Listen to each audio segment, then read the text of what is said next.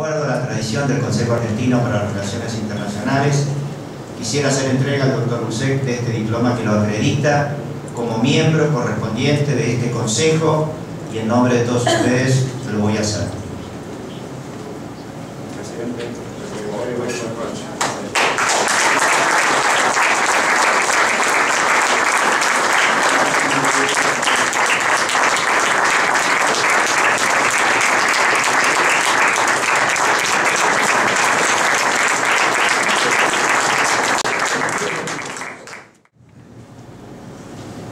thank you very much. Good evening, ladies and gentlemen. I'm very glad to be here, to be in Buenos Aires. Well, I'm very ashamed saying that the first time in my life, very late, but seeing everything around, I can say that probably I will come as quick as possible back to Argentina and to Buenos Aires. Well, the presentation was too polite for me, madam. Thank you very much, too polite. But you know, in this case, it's very difficult for me to protest. So you must understand me that, but it was, of course, too many polite words towards me, but it's great that I could just listen to something like that. You know very well, madam, about not only about my biography, but also about my region. It's fantastic, really. And, well, it's a complicated region, of course, because the history was just very difficult, and so many times the region went from one country to another, that you could born in one country and not changing the place of living 2, 3, 4 times to change your citizenship. So you can imagine, it was a case of my grandmother. She never changed the place where she was born, and she was a citizen of 4 different countries. So it was great, fantastic history. And let me start from something which is very interesting for me. Argentine Council for International Relations.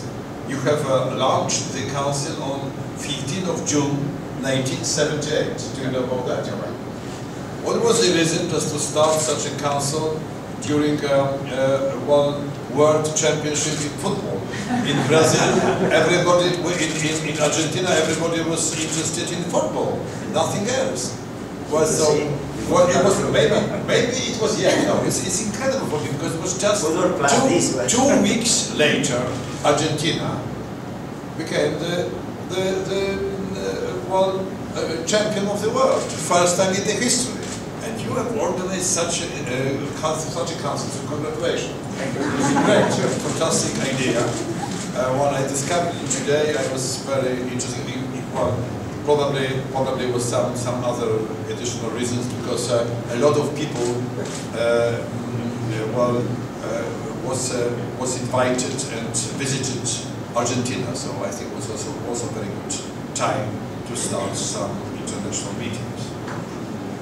Well, I've also read some information about your council and your activity. It's very fantastic. Thank you. I can only congratulate you for that. It's very important today that we just having interested in being interested in whole global politics, global economy, everything is global.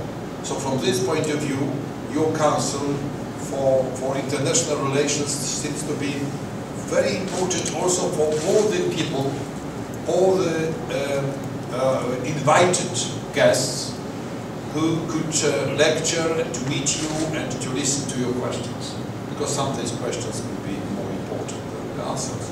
So I am also very interested of your questions and discussion. Let me say a few words at the beginning, because as I know, the main topic is European Union and everything what is happening in our continent. Well, as you know, probably is very complicated. I don't know if I should start from the very beginning, because then we need probably a few hours lecturing. How complicated is the system in European Union? But let me explain it, maybe in such a way in which could be easier just to start. Maybe not all of you are involved in that, because if I want to say something about European Union, last 2 or 3 years, it's very important to understand how we work in the European Union. 27 member states. We have a parliament which is directly elected, 500 million citizens. I am a member, president of this parliament, with great power, because we are responsible for most decisions in the European Union. So we can say it's something like parla sur, but parla sur is without power. We must be very serious about that. Without power, and not directly elected. European Parliament directly elected.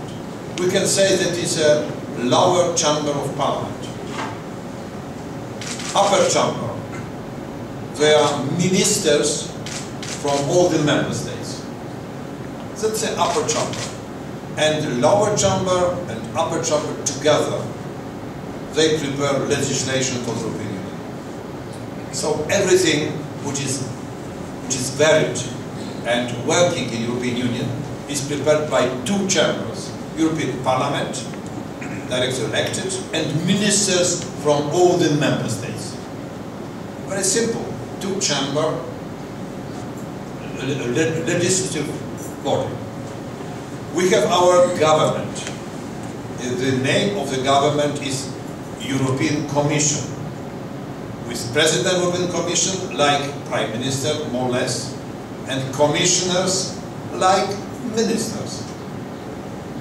And we have something which we could say is a, well, collective president.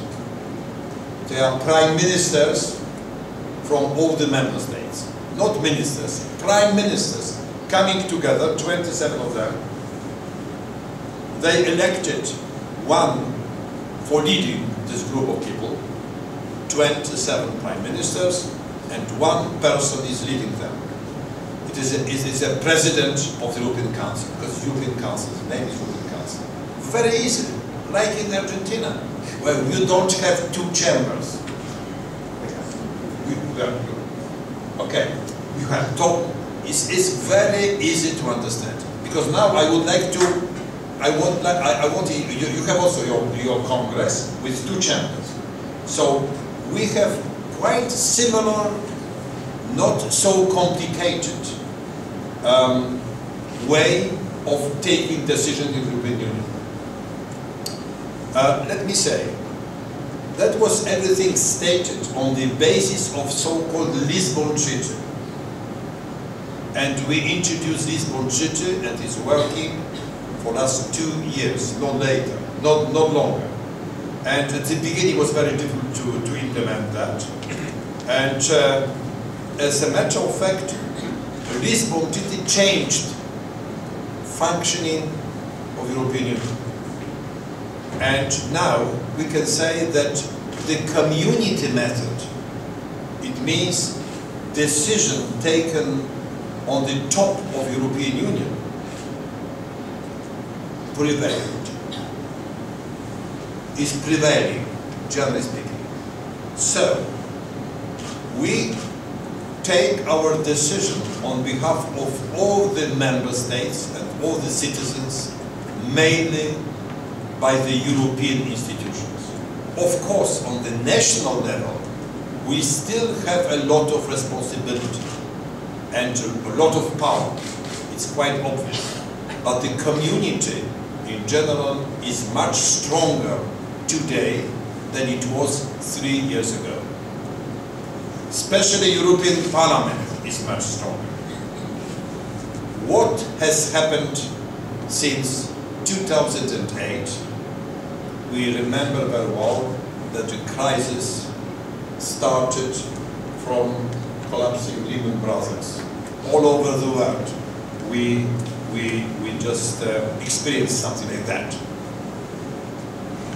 We were also very deeply touched. We answered on the level of the European Union and member states by adding a lot of money to real economy and trying to keep the real economy working. The result was that in our budgets, suddenly we realized we have a big debt. We had a big debt, national sovereign debt. And this national sovereign debt, especially in some member states, causes crisis which is now present in our continent. We are at the end of the story. Our crisis means that there is not crisis in the real economy, as a matter of fact, because we still have a growth, not very big, but still, plus GDP growth rate for the whole European Union.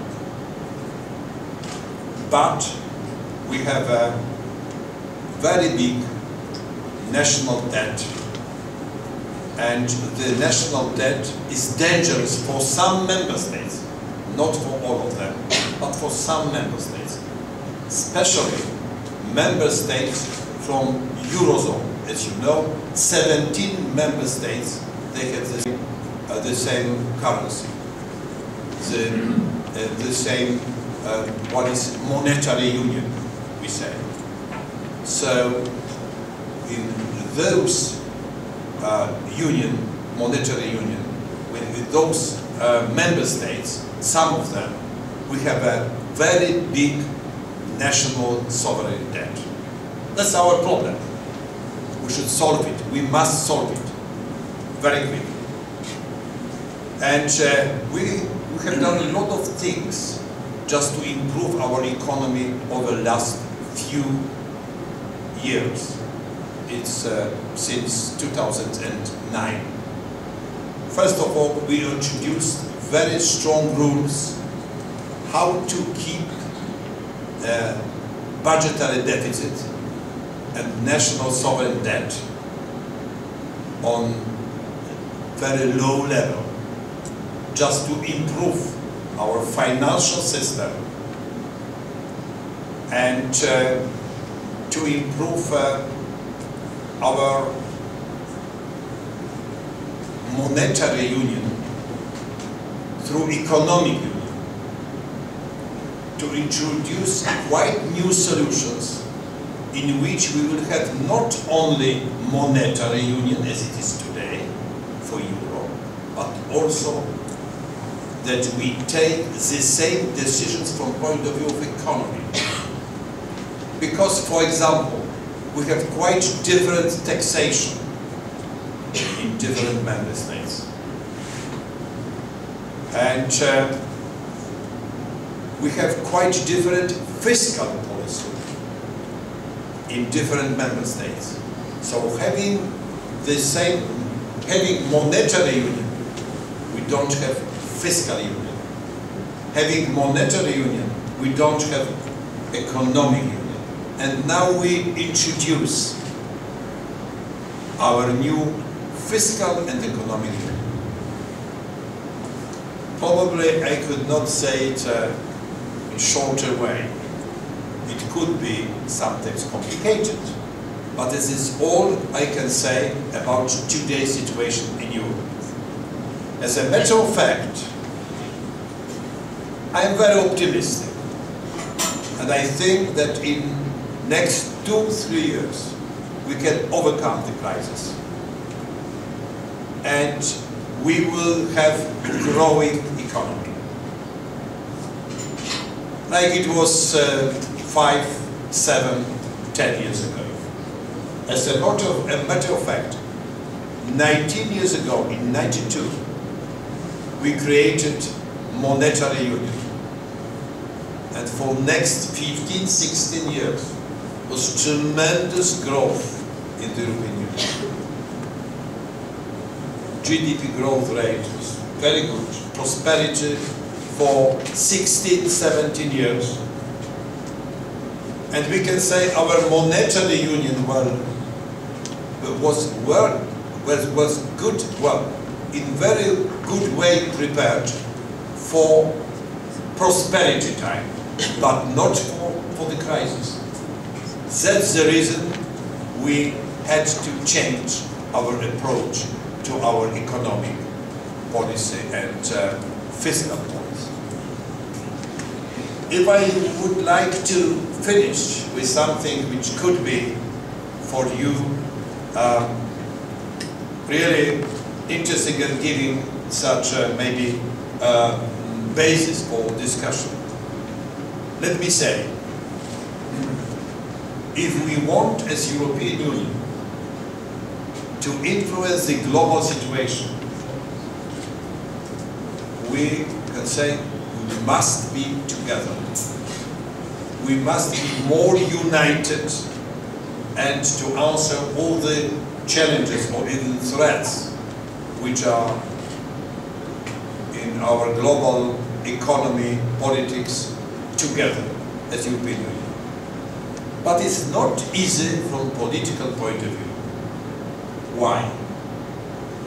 Because it's not easy to say for the national governments, national parliaments, we are ready to share our power with somebody else. If anybody in the hall is politician, could say that is really true. But maybe even in our family life, or everywhere we are working, well, being rector of university, we don't like very much to share our power. We would like to be influential, to govern, and to decide. And suddenly somebody coming and says, you must leave your power and to give big part of your power to somebody else. From the level of national government, national parliament, to the level of European Parliament, European Commission, European Council, and so on and so on. It's very difficult. And as a matter of fact, we knew 19 years ago creating a monetary union. We knew very well that economic union and fiscal union is necessary. But we had no political power to shift the responsibility and political power from the national level to the European Union level. And now we are in the crisis. Thanks to crisis, sorry to say that, we can do it now. But it's better not to wait for the crisis. So European Union as a whole is just idea how to solve our bilateral solutions between 27 member states. Each member state is having 3, 4, 5 neighbors, also members of the European Union. We have a lot of bilateral borders. You can imagine. If we take my country, we have border with Lithuania, Slovakia, Czech Republic, Germany. They are members of the European Union, but we have also border with Belarus, Ukraine, and Russia. 3 of them are not members of the European Union. In the case of Czech Republic, you have 3 or 4 or 5 countries around. All of them are members of the European Union. But we also need to solve our problems on the bilateral borders. And we decided to open the borders. We decided to cooperate and to have common policy in many, many issues. Why I'm saying that? because for us, for European Union, it's very important regional cooperation in the continental scale, like your cooperation in Mercosur. And we are waiting on very powerful Mercosur. That will be easier for us. The whole European Union could negotiate with Mercosur, representing, for example, not only 4 countries, but 5, 6, even 7 countries from Latin America. And we can create very big market for 750 million citizens, 800 million citizens in the future, on both continents. Because bilateral agreements between 4 or 6, 7 countries of Mercosur, with 27 or 28 members of the European Union, you must multiply everything, how many bilateral agreements we need. Nobody could go through such a horrible work.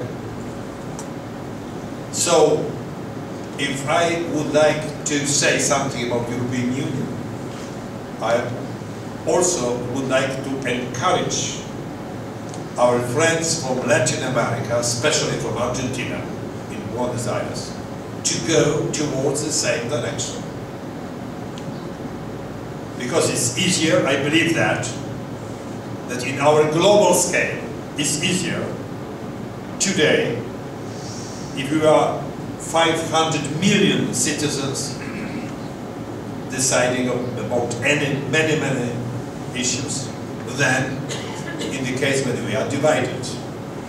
20 million, 25 million, 10 million, 40 million, 50 million, different member states. From Germany, 80 million citizens to some member states about 1 million citizens. Very different size, but as one of the prime ministers in our member states said, all the countries in European Union are, as a matter of fact, small, but not all of them know about that. That's true, because if we compare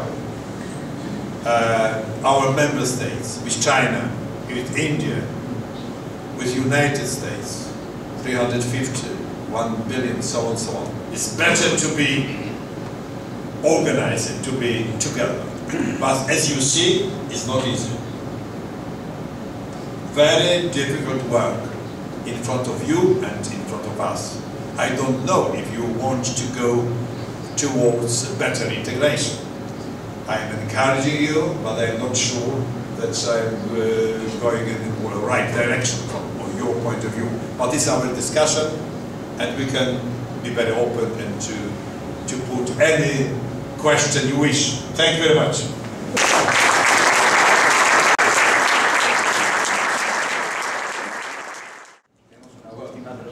Maybe I will start, yes, because it's if I could start from the last question.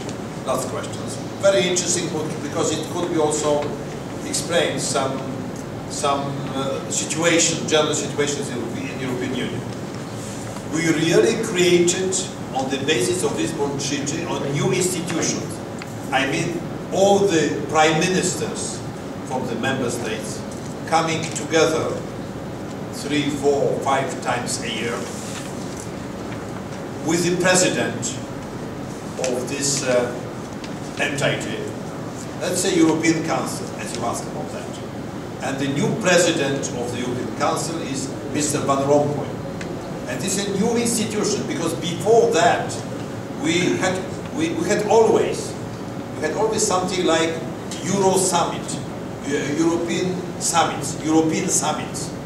So all the prime ministers were coming together, but in a formal way. It was not a formal, not on the formal way organized institution, but they were meeting each other at least 4, 5 times a year. So from this point of view, it's nothing new. Only one thing is new, that they have permanent president or chairman of this body. Now is permanent chairman of this body, and his name is President of European Council.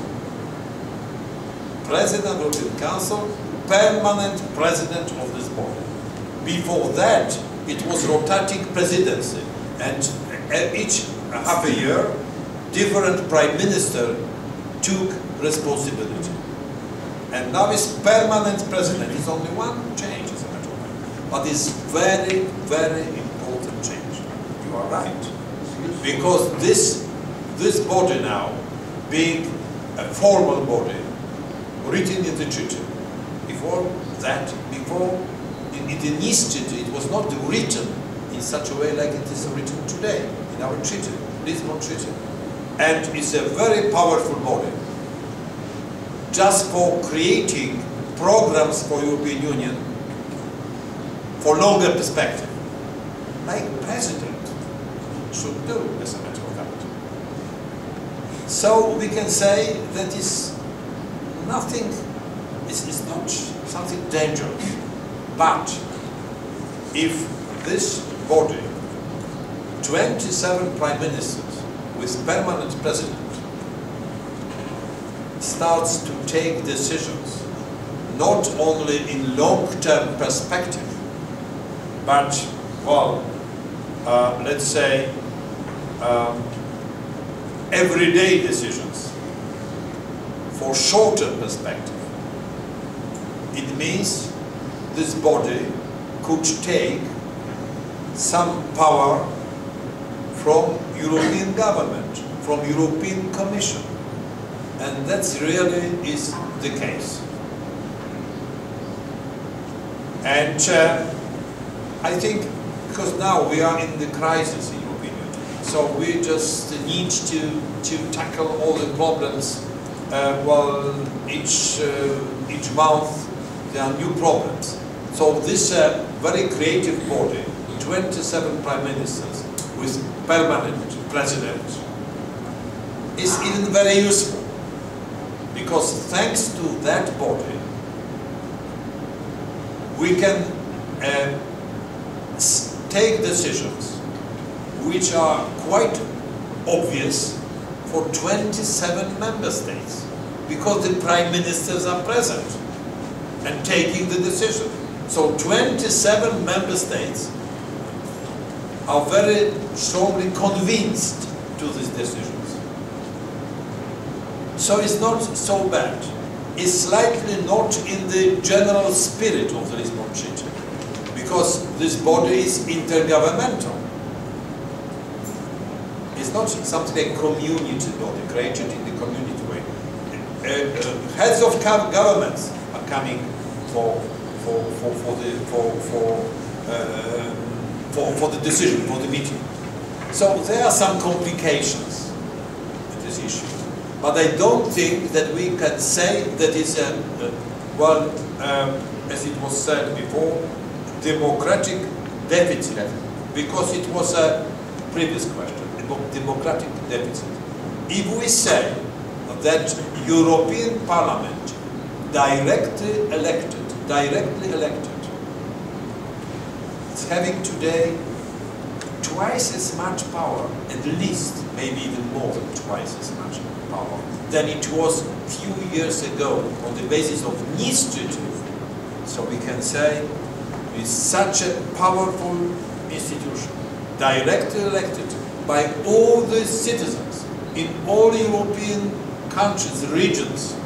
Because in my country is divided on 11 small regions, and in each region some members of the European Parliament are elected. In my region, for example, 7 of them.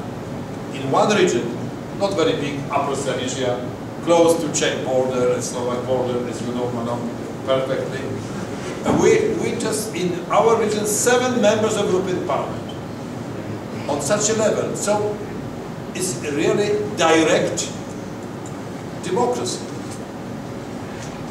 And on the other hand, we have obligation for constant contact with national parliaments, because of course national parliamentarians are also directly elected to the national parliament.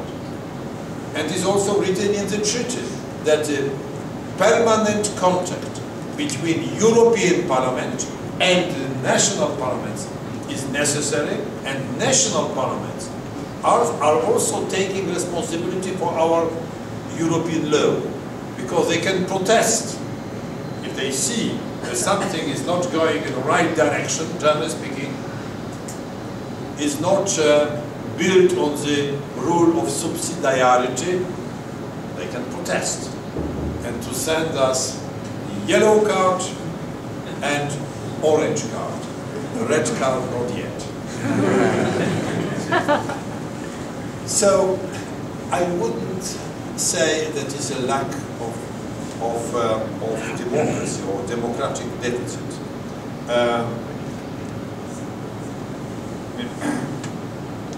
Another question was about Russia, gas supply, Middle East.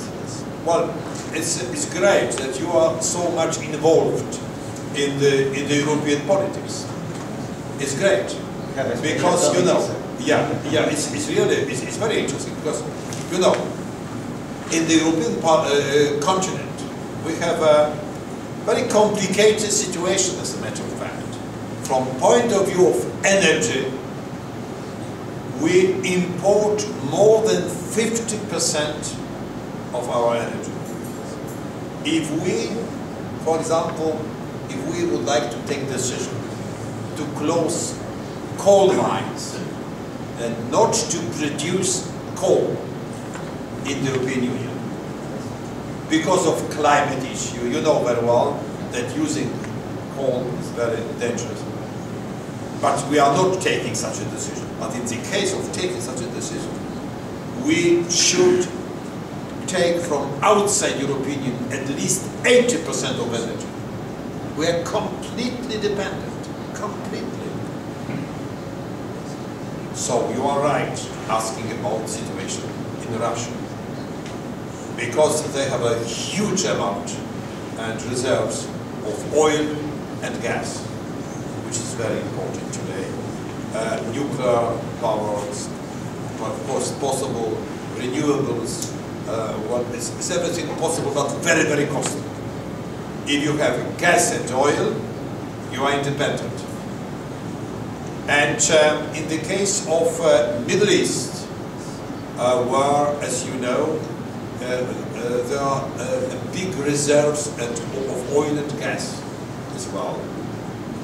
Well, we are quite sure that the most important thing for the European Union is to be united in our decisions on energy. That's one of the most important examples. How we can be strong as European Union together, and in which way we are weak if we are divided. Well, Russians and Germans 10 years ago negotiated the contract on gas supply. And it was on the bottom of Baltic Sea, independently from other countries of European Union like Poland, Lithuania, Latvia, and so on and so on. And the situation after negotiating between both countries was politically very dangerous and was very big tension, because the gas pipeline going through the Baltic Sea, not through Poland, Lithuania, Latvia, some other member states.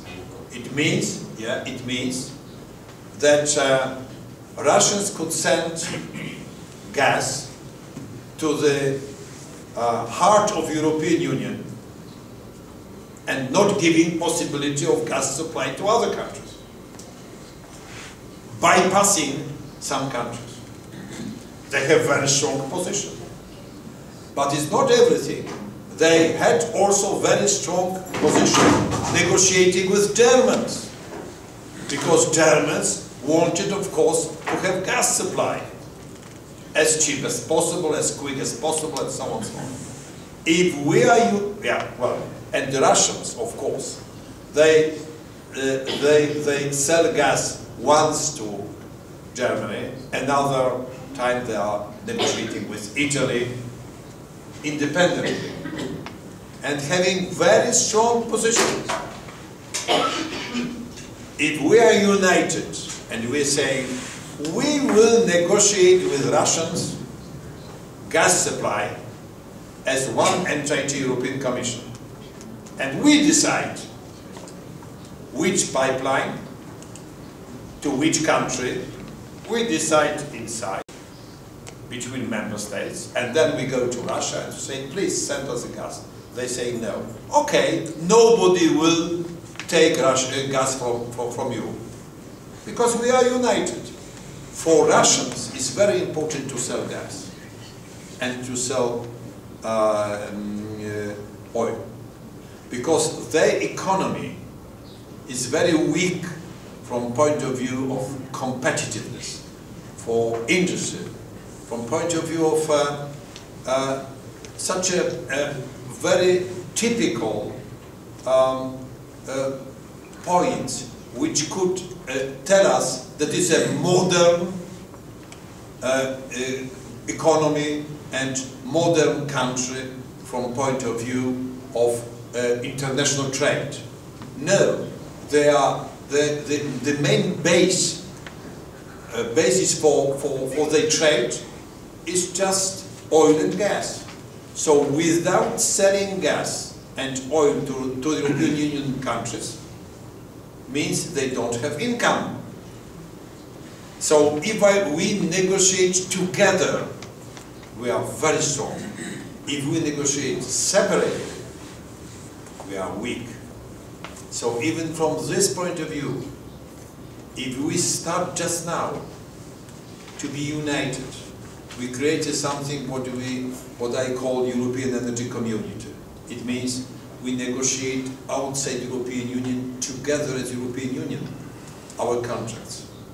We build cross-border connections. All the countries must be connected by gas pipelines, by energy lines, electricity lines.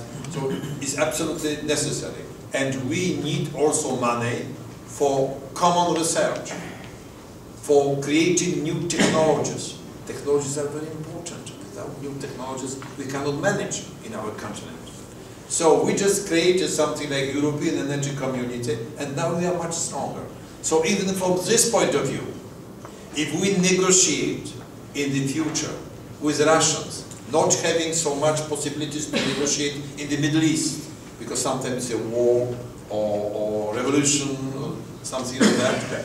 So we will be much stronger if we have a common European Union approach. And the last question was about United Kingdom. You know, we prefer to be 27, not 26. It's quite obvious. But on the other hand, each member state can take decision that it doesn't like to participate in some part of integration.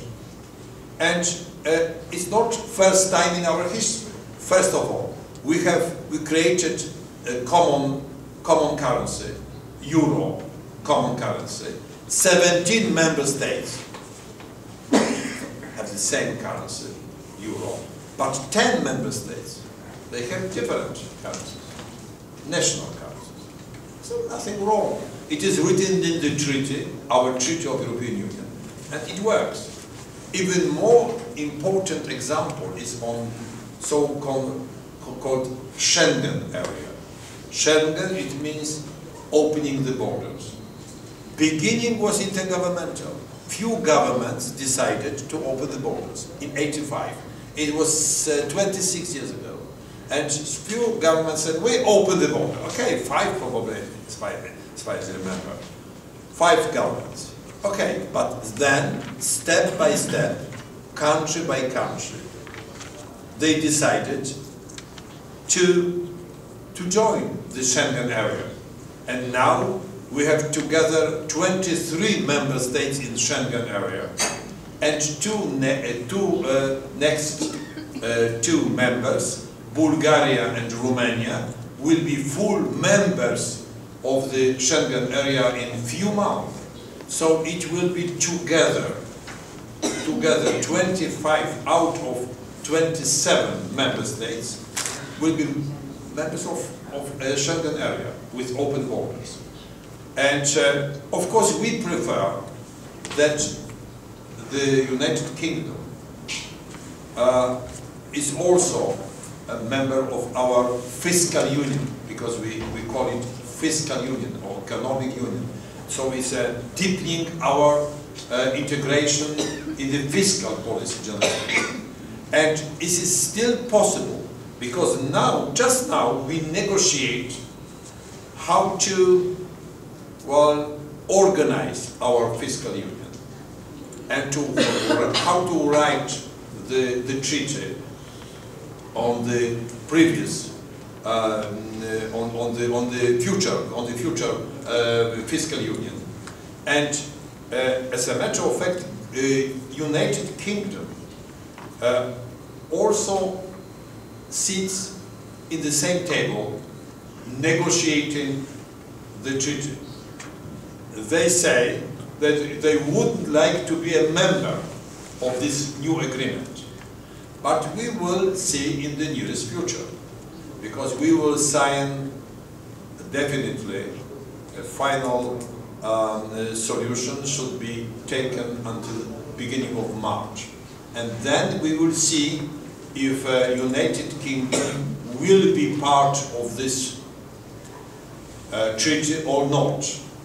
Today we have also 3 other member states, or maybe 2 other member states, which is Czech Republic and Hungary.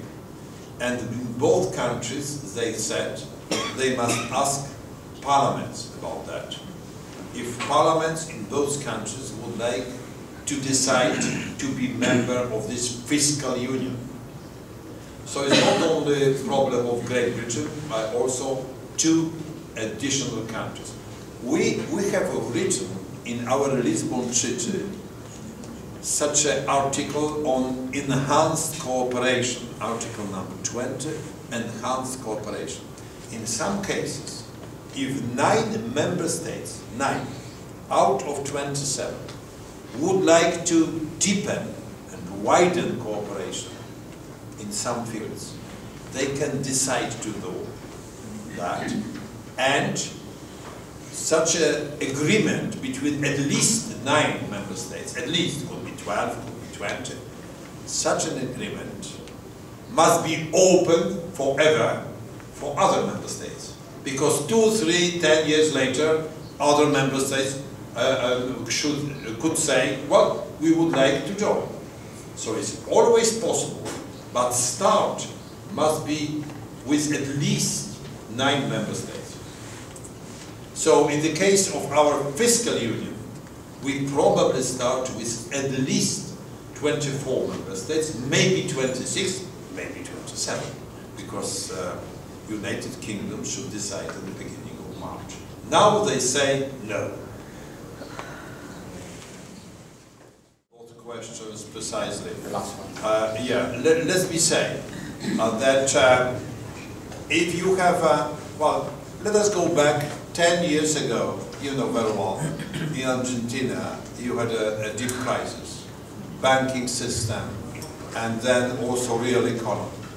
And as you know very well, it was also very difficult for your citizens, because at the end, we have very often, we have stagnation of economy, or even worse than stagnation. And it means that we are losing jobs, because we can create new jobs or to keep the same level of employment or unemployment, the same level. in the case when we have at least 2.5–3% GDP growth rate per year. Below 2.5, we are losing jobs, even if it is growth 2% or 1.1, because we need competitiveness, and we are more productive in our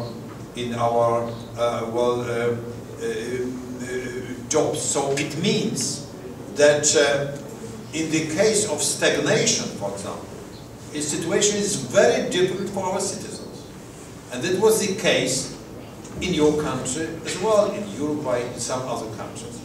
You could overcome the crisis through very deep reforms.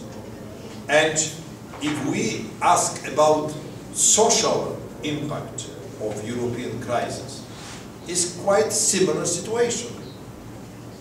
Because if we now decide about so-called austerity measures, cutting expenditures from our budgets in some member states, is very difficult for our citizens, because they are also losing jobs and they have a less salary. For example, administration, cutting down salaries even 15% or something like that. Or in pension system, much less money. So, in any case, if we are in the crisis, for our citizens and from social point of view, it's very difficult to go through such a period.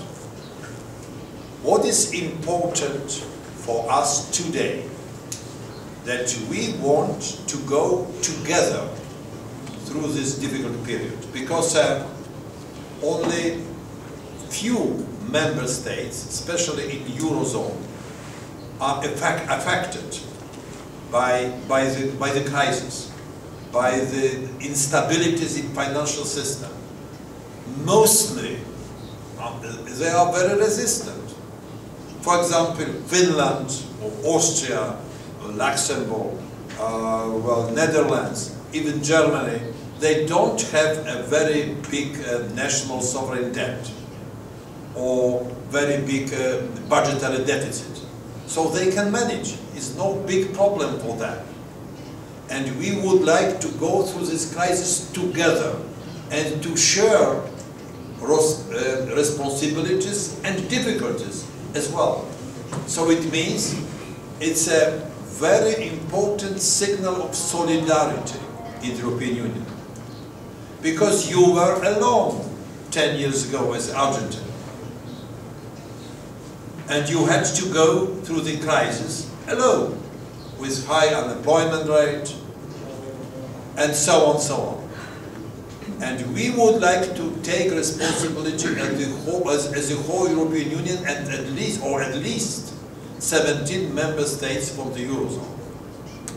So from point of view of social consequences, could be much better, because we would like to show solidarity in the European Union.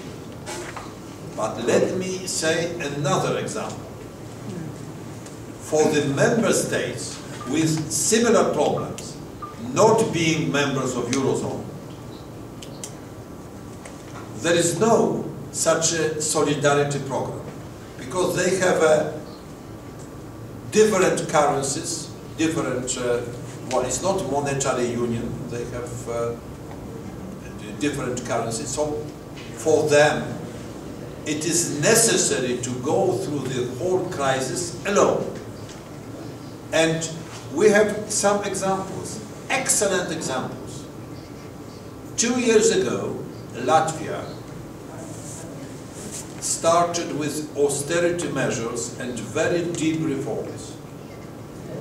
2 years later, they have growing economy, much smaller national sovereign debt, and budgetary deficit. Even better example is in the case of Estonia, because they don't have any deficit now and any debt as well. So we have very good examples. some member states could manage in 2 years, 3 years, not longer, to overcome the crisis. But in any case, the social consequences are very serious, and we cannot avoid that. What is also important, not only austerity measures, not only to cut expenditures and so on and so on. We should also promote growth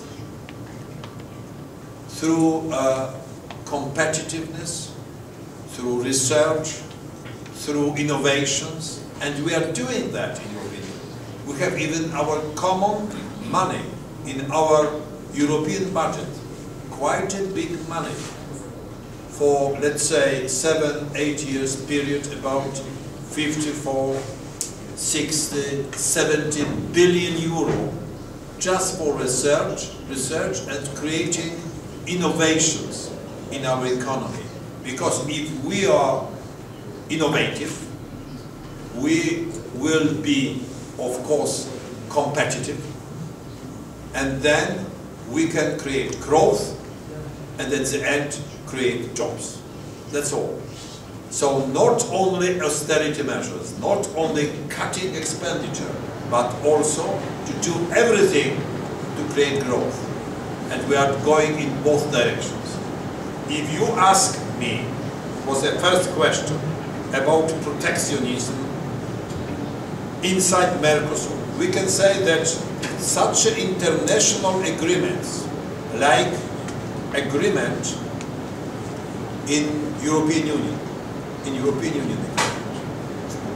it was from point of view of creation of European Union, it was a sort of protectionism, because all the taxes inside European Union were cancelled. What does it mean? What does it mean? If you cancel all the taxes, it means for all the small and medium enterprises, for all the companies inside European Union, it was much easier, much less costs, and better from point of view of trade. You could extend your market without taxes for 500 million citizens. So from this point of view, if you cancel all the taxes inside your international entity, it means it's a kind of protectionism, because your enterprises are having much better possibility to growth and to trade than enterprises from outside international entity. I don't know if I'm answering your question, because maybe I didn't understood. I didn't understand very well your question. Sorry? Yeah.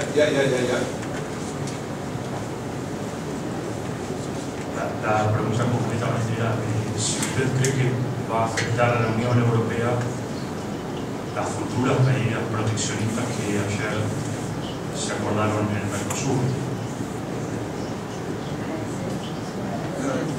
Sorry, we're not. Was your basic protection? I don't know any details about your agreement. I don't know any details. I can say that if you have the same tariffs, if you divide the tariffs inside Mercosur, it could be kind of protectionism. But if you don't, It's not the case. it's not the case. All of the Mercosur vis-a-vis the rest of the world. So visa is the common term. Yeah. So okay. So I can answer. That's just necessity to negotiate association agreement between European Union and Mercosur, because then we can agree how we treat the taxes between 27 member states of European Union and 4 member states of Mercosur.